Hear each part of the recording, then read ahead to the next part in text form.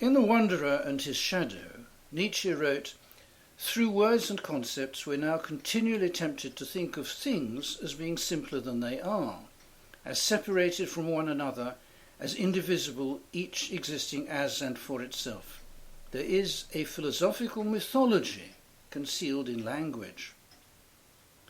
Paul Ernst, in his Nachwort to Grimm's fairy tales, explored a similar idea, which in turn provided the seed for Wittgenstein's reflections on the manner in which, as he put it, a whole mythology is laid down in the forms of our language.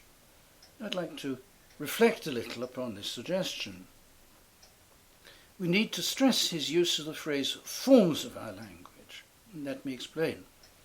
We present, for example, knowledge as a possession, and hence as akin to property. We acquire it, we keep it to ourselves, or we share it. We can sell it, we can retain it or lose it. But now notice, when we share our knowledge, we don't have less for ourselves, and when we sell it, we also keep it. Now, there's actually no mystery here, because knowledge is akin to an ability, not to a piece of property. Similarly, we present time as a moving river, sometimes flowing slowly, sometimes faster. We speak of the passage of time, of the flow of time, and of the stream of time. But of course, time cannot move, since only spatial things can intelligibly be said to move, and they move from one place in space to another. But time is not in space. Time neither flows nor moves, nor does it stand still. And here too there is no mystery. We present the imagination as a form of private inner perception, and we present mental images as if they were just like public physical images, only mental and private, which only the subject can see. But then note, one cannot see one's mental images, one can't look at them more closely and in better light, because one can't look at them at all. Despite the fact that one cannot look at them, one can't overlook their features. Because one can't look at them, one can't compare them with what they're images of. So they aren't representations either, because they have no medium of representation. And here too there is no mystery. Now it's in this way that a whole mythology is laid down in our language. There's nothing wrong with these forms of representation or presentation in natural language, but they are hugely deceptive, both within and without philosophy. They lead to profound conceptual confusions. The soul of a word, one might say, is the concept it expresses, and the body of a word often conceals its soul no less than it reveals it. Now this is nowhere more evident than in discourse about the mind, the soul, the self, the ego, and the body, not to mention the person. And it's on this subject that I shall concentrate in this talk. Our language is nominal hungry. That is natural and intelligible, because we want to speak of, refer to, and talk about all manner of things. The prototypical nominal is the name of a substance, what Aristotle called a secondary substance, such as a cat or a dog, a carrot or a cauliflower. Now we impose the form of substance-referring expressions on a wide variety of things that are not substances, such as propositions, or minds, or aches and pains, and so forth. Not to mention abstract things, such as numbers. Now, this can be, and very often is, endlessly misleading. Given the predilection for nominalizing, it is unsurprising that we have an equal predilection for the genitive form. We speak of having pains, having feelings, having thoughts, having knowledge, having beliefs. Of course, we also speak of having wives and children, and of having birthdays and engagements, of having time and having space, not to mention having rights, having duties, and having obligations. What is Remarkable is that we then concoct mythologies of symbolism around these misleading forms of presentation or representation. We say such things as pains or feelings are logically inalienable particulars, which is how Strawson referred to them. We think, together with Frege, that thoughts are abstract objects that we have and grasp, grasping, as Frege said, being the most mysterious phenomenon of all. Now, we speak of ourselves as having a mind and also as having a body. But we also claim to have a soul, not to mention having a self and having an ego. Now, this is puzzling. First of all, what is it that we have when we have all these things? And secondly, what is this having relation? It looks like a form of possession, but is it really one? And if we have these things, if we have a mind and a body, a soul, a self and an ego, who or what is it that has all these things? To make matters worse, we also speak of being a human being, and rather less commonly, and primarily in legal contexts, we speak of ourselves as being a person. And this again raises a whole battery of further questions. How is being a person related to being a human being? Can one be both at the same time? Can one be one without being the other? Can there be persons who are not human beings? And can there be human beings who are not persons? Justinian obviously thought so, since the great Justinian Code declared that slaves are a prosopon, non-persons.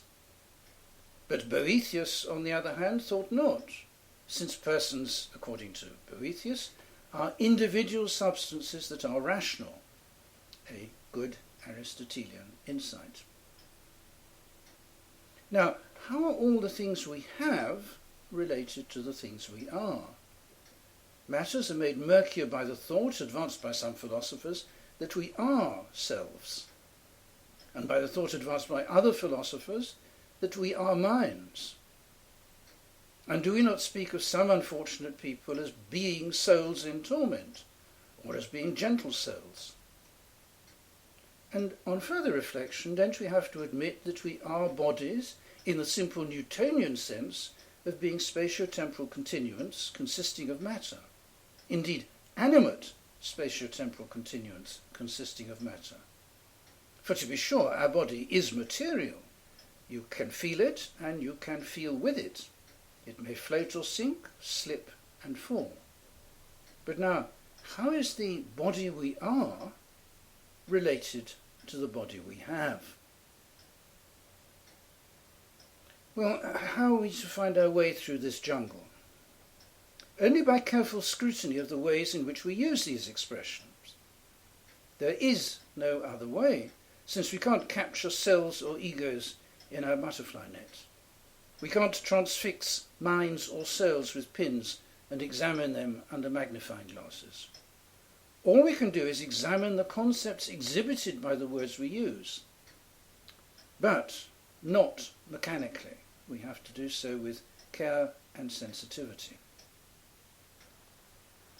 Now, all these expressions have multiple and often very unexpected uses. Body, for example, sometimes means person. This is still evident in Scots English, where one may say of a nice lady up the hill that she's a good sort of body. Curiously enough, the only English residue of this usage is in the words somebody, everybody, and anybody. Again, person, remarkably, can sometimes mean genitalia, as when we speak in the law of indecently exposing one's person. But it can also mean personality, as when we say that he's not the same person as he used to be. Or it can mean appearance, as when we speak of someone as being comely of person. Again, soul can sometimes mean human being, as when we speak of being a merry old soul, or a poor soul, and say that the number of slain in such and such dreadful battles was so and so many souls. At other times, the soul is something we have, but what it is to have a soul is obscure. On the other hand, and very interestingly, it's altogether clear that the divide between mind and body is quite different from the divide between the soul and the flesh. So, for example, in the mind-body divide, perception and sensation and appetite belongs to the mind, not to the body. But in the divide between the soul and the body, or the soul and the flesh, the appetites belong to the flesh, not to the soul. So when we speak of the soul, we're speaking of something different from what we speak of when we speak of the mind. To jump ahead a great deal, when we speak of the mind, we're talking largely about the cognitive and cogitative powers of mankind.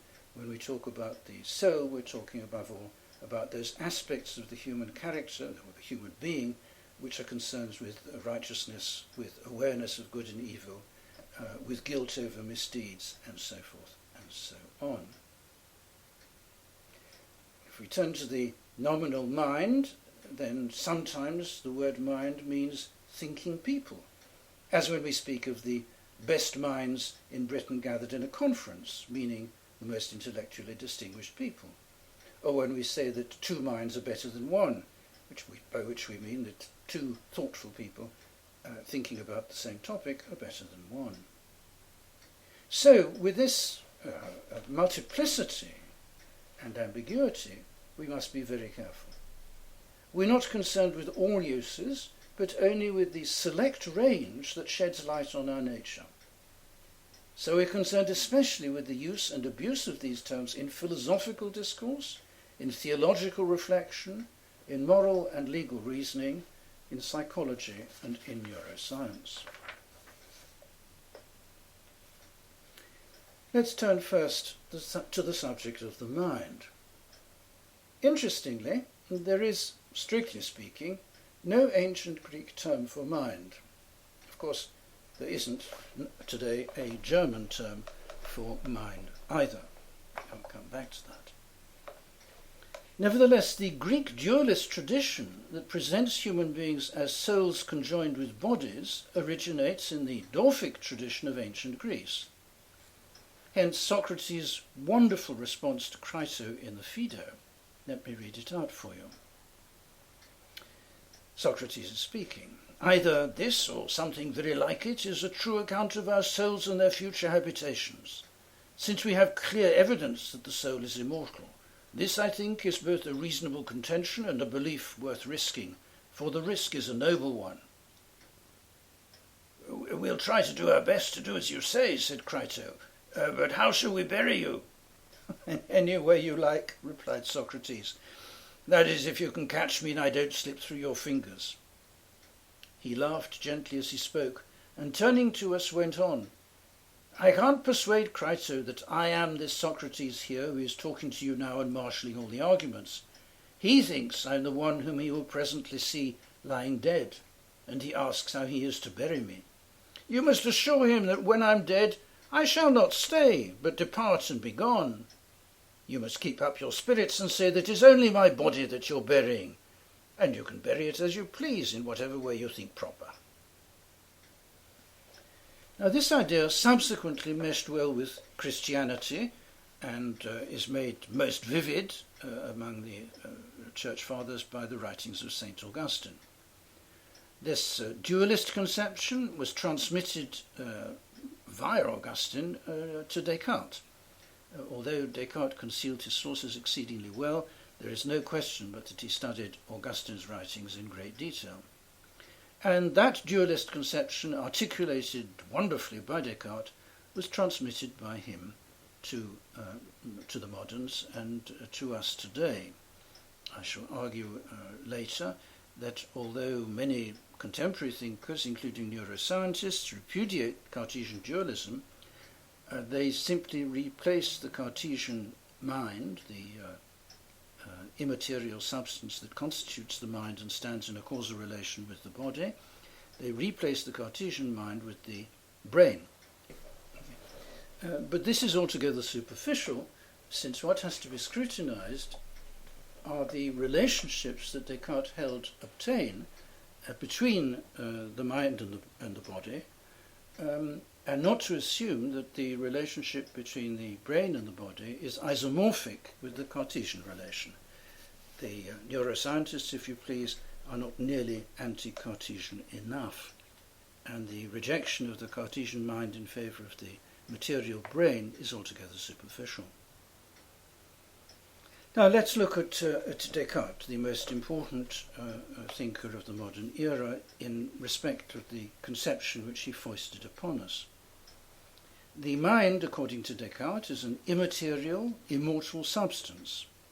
It is identical with the soul, the self, or the I. It's distinct from and separable from the body with which it is intermingled, although note that the intermingling is not, as Descartes puts it, like a sailor in a ship.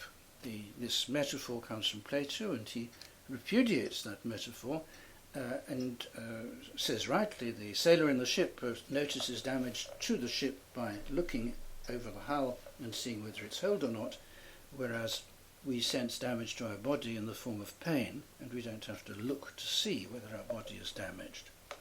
So the mind is much more closely interwoven with the body than would be suggested by the model of a sailor and the ship.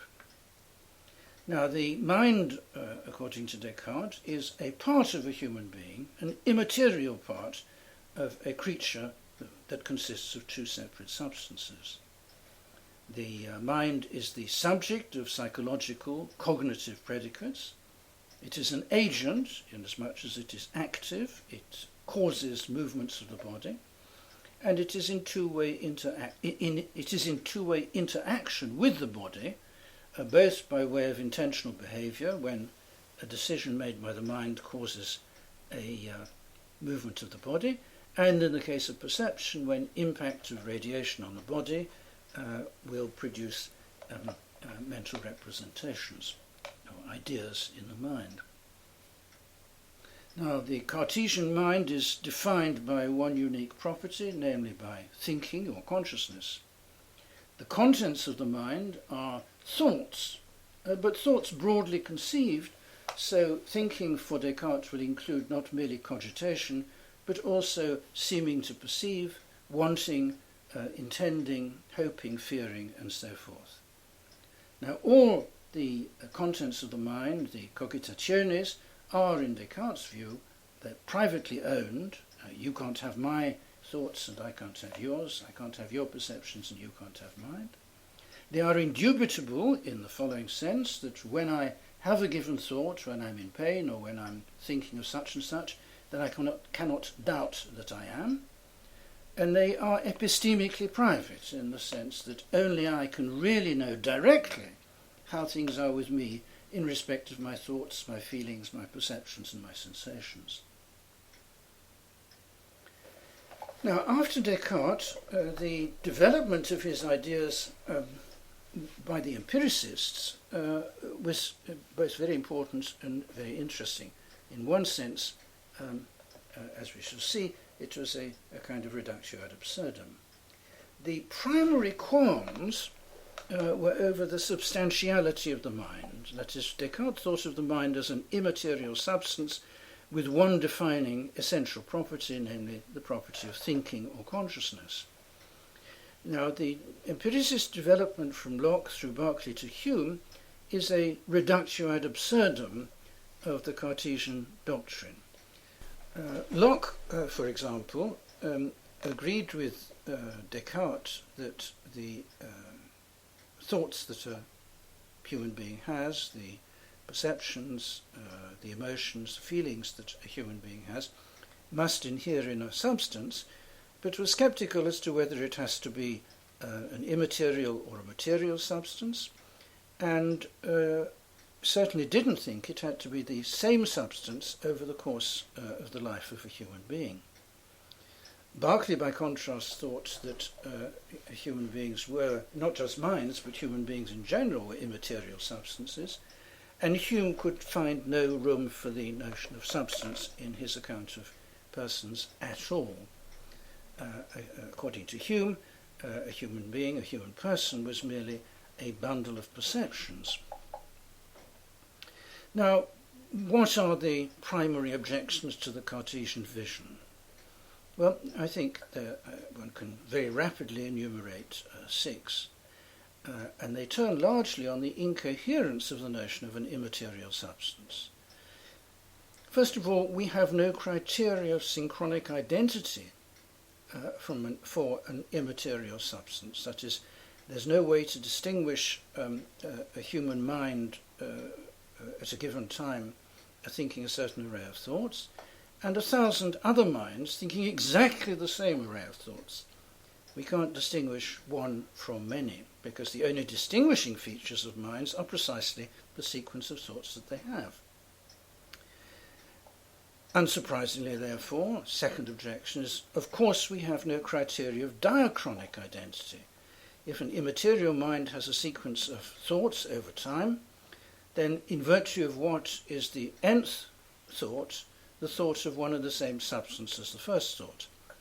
After all, there's no reason why successive minds shouldn't pass on the thoughts they've had to the next mind, rather as a billiard ball may pass on its momentum to the billiard ball that it hits.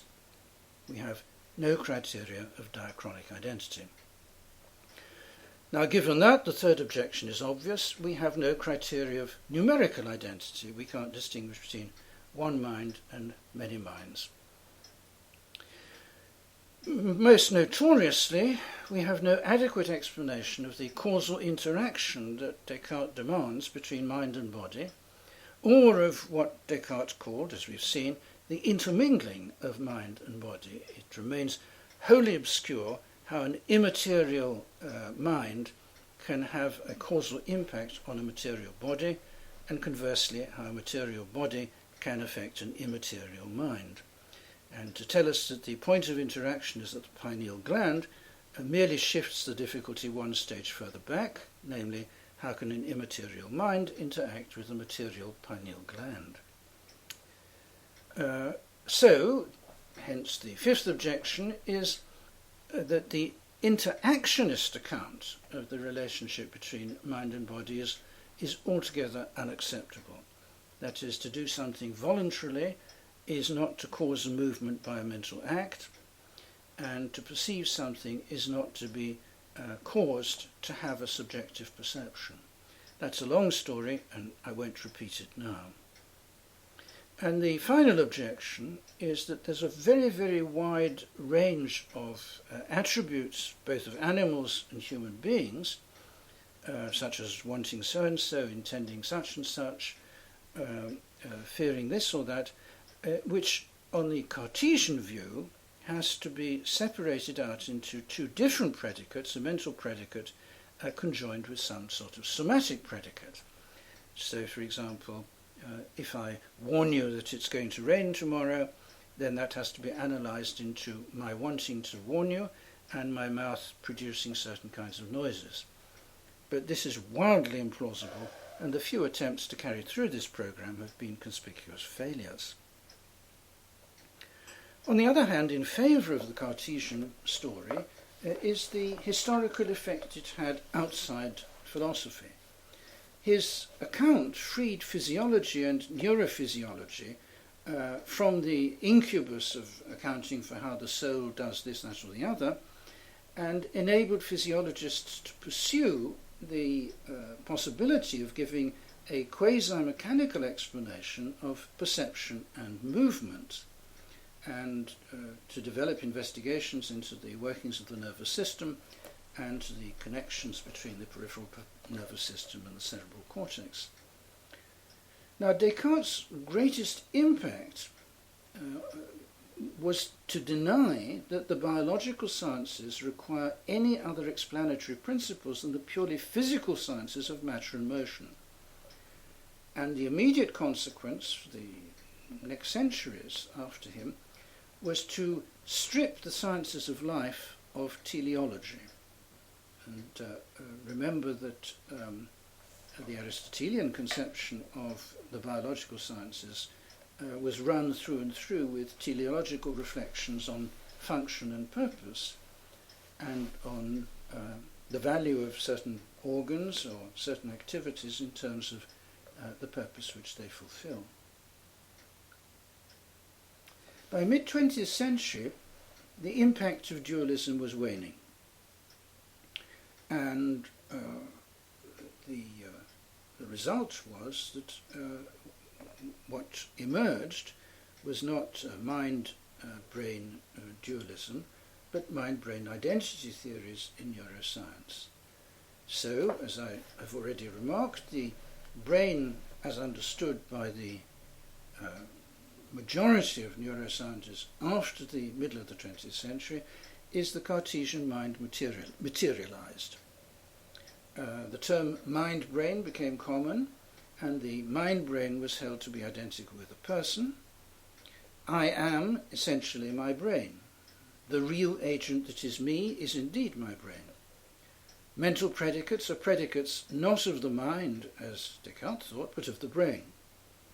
The brain, it is held, is in two-way interaction with the rest of the body. Perception is the causation of images in the brain. Willing is the causing of muscular contraction in the body, effected by the brain. And the upshot of this is what we might caricature as brain-body dualism.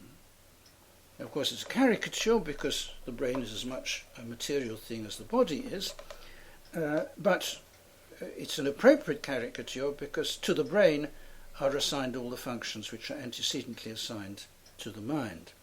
And insofar as Descartes misconstrued the mind and what it is to have a mind, to that extent similar or parallel or analogous errors and confusions and misconstruals are rampant in contemporary neuroscience.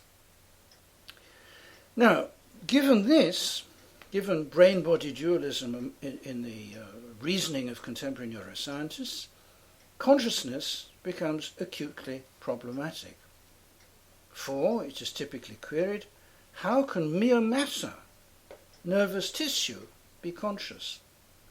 How can irritation of nervous tissue produce something as categorically distinct from matter as consciousness? And so philosophers and neuroscientists alike claim that the problem of consciousness is the last frontier of knowledge, the last barrier to a scientific understanding of the universe. They wonder how it can possibly be that something as if you like, done as neural matter could possibly be or generate something as non-material as consciousness. Now, the identification of the mind with the brain, and the identification, even more strikingly, of the human being with his own brain, is open to a multitude of serious objections. Firstly, I am, for example, 6 foot tall, but my brain is 7 inches tall. I weigh 14 stone, but my brain weighs 3 pounds. So obviously I can't be identical with my brain. I have a brain, but my brain doesn't have a brain. Secondly, in this conception, the brain is conceived to be a limiting case of a mutilated human being. That is, we can imagine in a ghastly scenario a human being being deprived of his limbs, losing his limbs. And if we get more and more ghoulish, we can imagine just a head kept alive by some advanced technological means. And it's but one step from there to saying, well, we can imagine the brain being removed from the skull and being kept alive in a vat by equally imaginary means. This, however, if I'm not much mistaken, is quite erroneous. If a brain is preserved in a vat, that brain is not a human being, not even a mutilated one.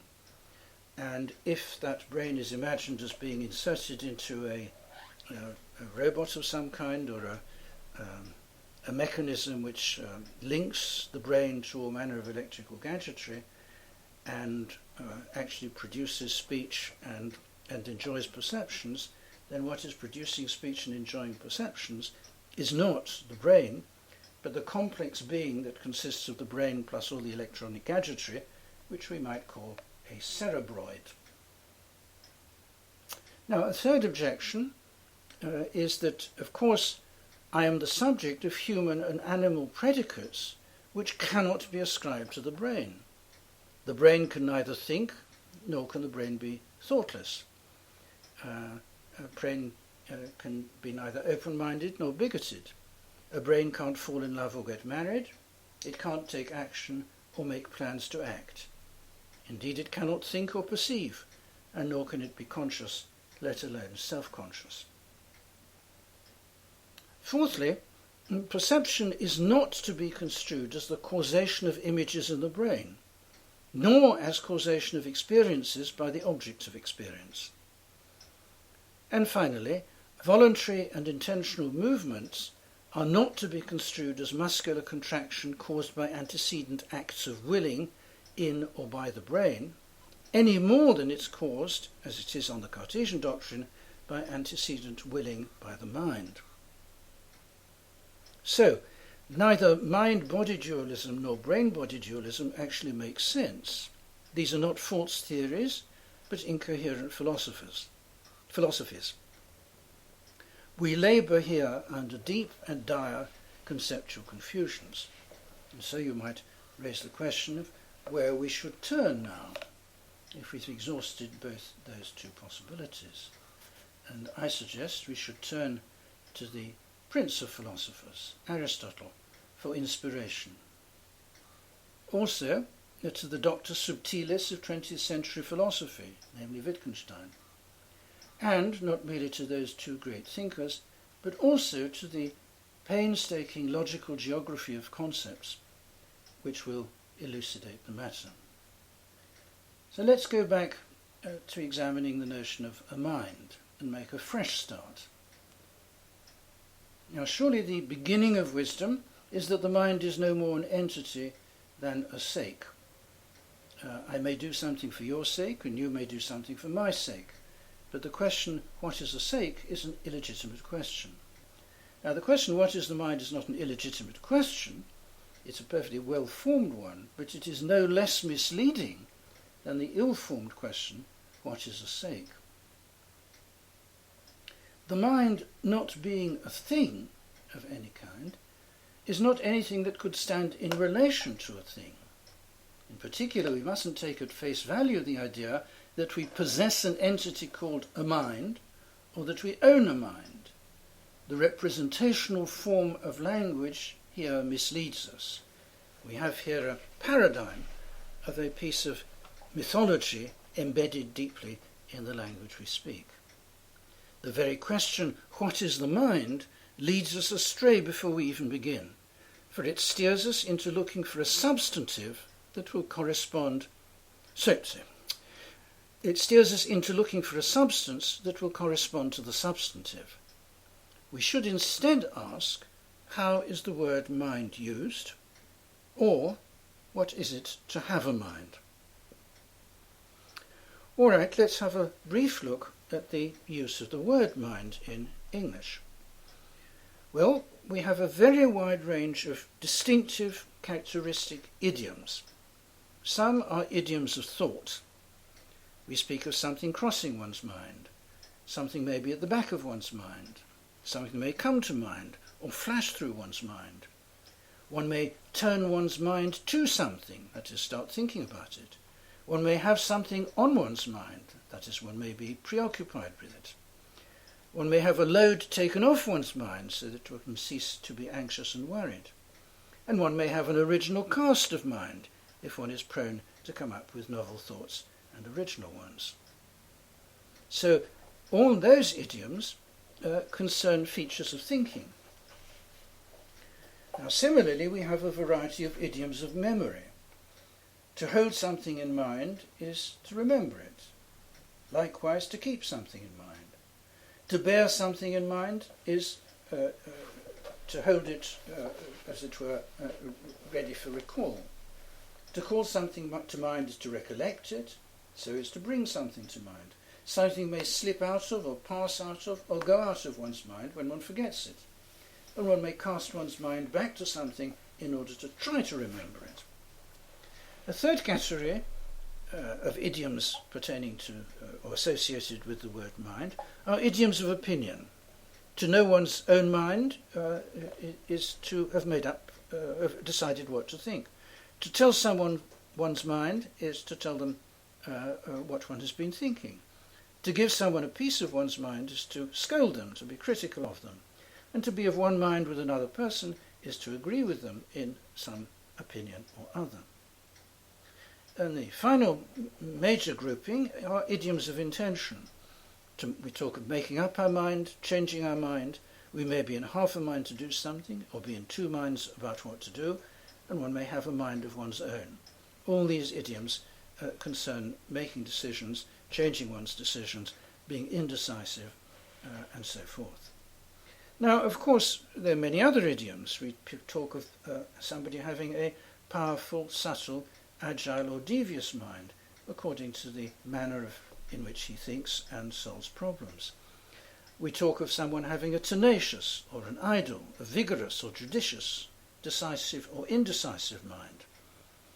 We speak of somebody having a sound mind or being out of his mind, being in his right mind or having lost his mind, according to whether he is in possession of his rational faculties. And we speak of somebody being broad-minded, narrow-minded, dirty-minded, petty-minded. In short, we use the idiom of mind to speak of a wide variety of intellectual virtues and vices. Now, all of our idioms of the mind, as I hope you've noticed, are simply oblique ways of speaking of our intellectual and volitional powers and their exercise. The mind is not an anything. It is not an entity or thing of any kind. It's not an immaterial substance, as Descartes held it to be. But it's not a material substance or part of a material substance, as brain-body dualists hold it to be. Now, of course, this does not mean that the mind is a fiction. It doesn't mean that minds don't exist. It doesn't mean, heaven forfend, that we are mindless. We'd only be mindless if we were very stupid. Nor does it mean that we do not have minds of our own, which should only be the case if we were pathologically indecisive. It means, to borrow a phrase of Wittgenstein's, that the mind is not a something, but it is not a nothing either. And that is why the right question to ask is not what is the mind, but rather what is it to have a mind? And that question can be answered, as Aristotle knew, only by reflecting on the characteristic activities of creatures such as ourselves who have a mind. Like the Aristotelian rational psyche, the mind can be said to be, very roughly speaking, a congeries of faculties bound up with reasoning, and our sensitivity or lack of sensitivity to reasons. Sensitivity to reasons in thought, in will, and in emotion. The psyche, as Aristotle taught us, is the form of the body, not a substance, but the characteristic powers of one kind of animal, namely human beings. For it is, in his words, the first actuality of a natural body that has organs. The mind is not identical with the body or any part of the body, but nor is it distinct from the body or any part of the body, any more than eyesight is something identical with the eye or something distinct from the eye. The question of whether the psyche and the body are one thing or two, Aristotle taught us, is as misleading and as meaningless as the question of whether the wax and the impression on it are one thing or two. Rather, the living organism is, as Aristotle put it, ensouled, empsychos, that is, endowed with distinctive powers. It does not stand in a causal relation to the organism that has a mind, nor indeed is it the subject of psychological attributes. For it's not the mind that thinks and reasons, that imagines and remembers, that perceives and feels, that decides and forms intentions. For the mind is no agent. Of course, it can be a patient, as when my mind is weary or in turmoil, goes blank or wanders. But these, of course, are not things I do, but things that happen to me. The mind is not that with which I think, and it is not that which thinks in me. I think, and I think with my mind only in the sense in which I do things with my talents. Now let me turn briefly now to the topic of my body and the body that I am. As we've seen, I have a mind, but I am not my mind any more than I am my soul. To have a mind is to have and exercise an array of powers of intellect and will. And I'm certainly no more a congeries of powers than I am, as Hume misguidedly held I am, a congeries of perceptions. I have a body, but what exactly is it to have a body? How is the body I have related to the body I am? And how, if at all, is the body I have related to the mind I have? The body I am is the living organism before you, this human being. But what then is the body I have? Well, the only route to clarity here is the examination of the ways in which we speak, either truly or falsely, of the body we have. We need to examine the use of the phrases, my body, your body, his body or her body. Now, if we do so, we shall discover a pattern that sheds light on our puzzlement. We speak of a human being's body and of a person's body in the course of ascribing a certain range of adjectives, and these can be readily grouped into 5 primary classes. There are aesthetic adjectives pertaining to appearance. We speak of somebody having a beautiful body or a handsome body, a graceful body or an attractive one, an ungainly or a gangly or a dumpy body. A second class of adjectives pertain to the physique of a person. A person may have an athletic, muscular and powerful body, a sexual and sensual body, or a weedy body. Third group are adjectives pertaining to good or ill health. One may have a healthy body or a wasted one, a frail body, a weak body, a fit body or a crippled one. Fourth category consists of adjectives pertaining to the surfaces of the organism. A body may be painted, my body, a person's body, may be painted blue all over, may be covered with sweat, sunburnt, covered with scratches and lacerations or mosquito bites. And a fifth category consists of adjectives pertaining to sensation. It is an interesting fact that human beings, but not their bodies, have sensations. But we conceive of the body we have as sensitive. We predicate verbs of sensation, but not nouns, to our body and limbs, head and torso. My head may ache, though it cannot have a headache. My foot may itch, and my leg may hurt. Similarly, I, and not my back, may have a tickle, but my back tickles.